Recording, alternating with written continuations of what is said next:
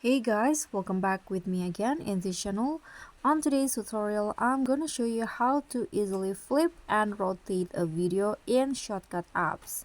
So in here, I've already imported the clip, and to easily, if you want to rotate or flip, you can just click on the video in here and then choose crop. So when you click on the crop button, there will be an option to flip and rotate. So let's say I want to flip first, like this. It will be flip uh horizontally, vertically I mean.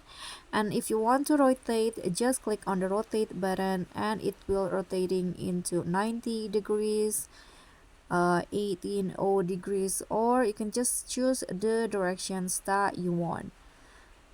Okay, so just like that, that's how you can flip and rotate the video in ShotCut. Thank you so much for watching. Don't forget to like, also comment, like this video, and also click on the thanks. Bye.